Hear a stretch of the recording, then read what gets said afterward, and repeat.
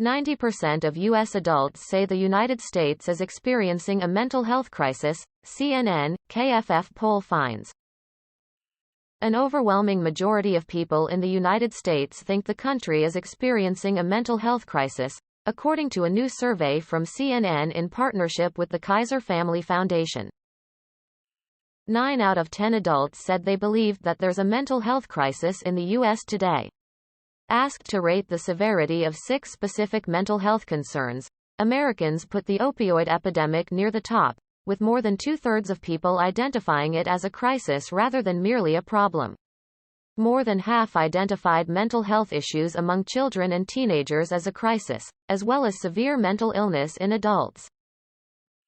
The survey captured the perceptions of a nationally representative sample of about 2,000 adults over the summer 2.5 years into the COVID-19 pandemic and amid ongoing public health threats including racism and gun violence. The broad concern is well-founded, rooted in both personal experience and national trends. The COVID-19 pandemic exacerbated numerous social stressors that we know can increase the risk of both substance use and mental illness, said Dr. Nora Volkow, director of the National Institute on Drug Abuse. Data from the U.S. Centers for Disease Control and Prevention shows that drug overdose deaths reached record levels in 2021 and suicide rates were back near a record high after 2 years of decline.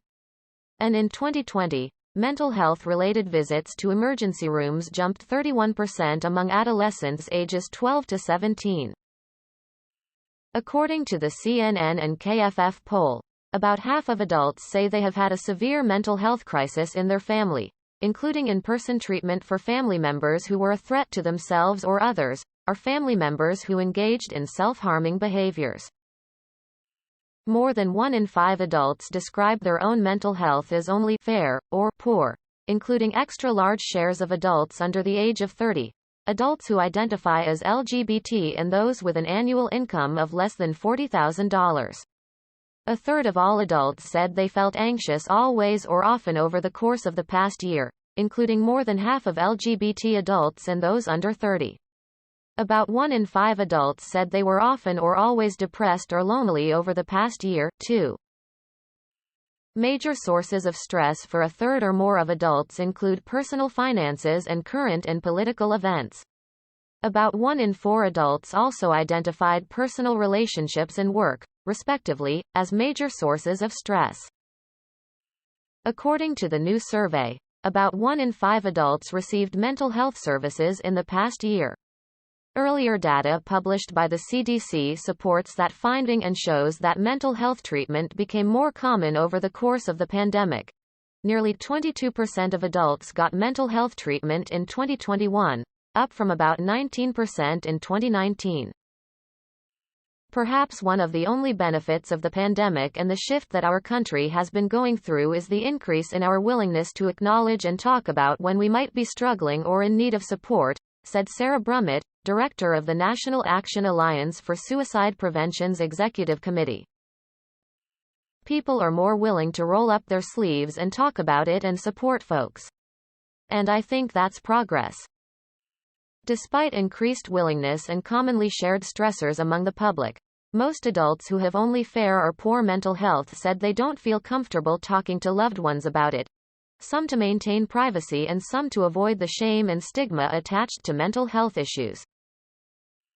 But the vast majority, more than 4 out of 5 of those surveyed say individuals and families should play a major role in addressing mental health problems in the U.S., equal to the share who say the same of healthcare providers.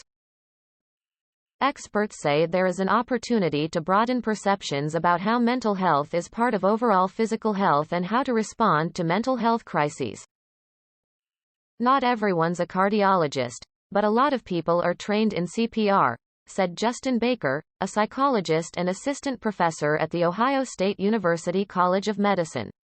If we only rely on the mental health force, we're going to keep going around in circles and never actually get anywhere. I think we see this as all of our problems. Nonetheless, the groups most likely to say they need mental health care in the U.S. are also less likely to say they can get it. Nearly 6 out of 10 adults who say their mental health is only fair or poor say they have not been able to get needed care, as well as about half of adults younger than 30 and LGBT adults. For those who have gone without help, the most common reasons cited were being too busy or unable to take time off work, being unable to afford the cost, and being afraid or embarrassed to seek care, according to the CNNKFF survey. In his first State of the Union address, President Joe Biden outlined a multi-pronged strategy to address the country's mental health crisis, including goals to integrate mental health into primary care, investing in the workforce and new approaches to programs that provide care. Let's get all Americans the mental health services they need, more people they can turn to for help, and full parity between physical and mental health care, he said in his address in March. According to the poll, most Americans see those issues as significant problems. A majority, 55%, say it's a big problem that there aren't enough mental health care providers. About 3/4 say that insurers not covering mental health the way they do physical health is a significant concern, and 80% say the same about the cost of mental health care. Through the American Rescue Plan, the Biden administration has invested $5 billion in mental health and substance use programs through the U.S. Department of Health and Human Services, with billions more proposed in future budgets.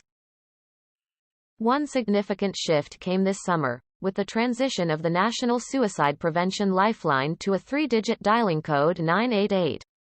Early data suggests success, with calls jumping 45% in the first month compared with the same time a year before. But according to the new survey, there is still work to be done. The vast majority of adults, 85%, say they would be at least somewhat likely to call the hotline if they or a loved one were experiencing a mental health crisis, and it's a good alternative to 911, which about a quarter of adults, especially Black and LGBT adults, say would do more harm than good in a mental health crisis situation. It also has potential to help Hispanic people and those who are uninsured, who are more likely than average to say they don't know who to call if there is a mental health crisis and would not know where to find services.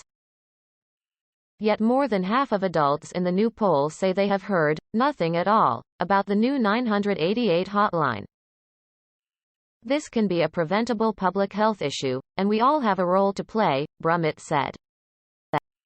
The fieldwork for the CNNKFF mental health survey was conducted by SSRS on July 28 through August 9 among a random national sample of 2,004 adults.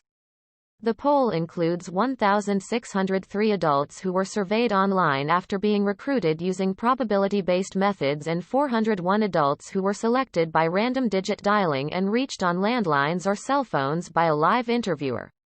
Results for the full sample have a margin of sampling error of plus or minus 3 percentage points.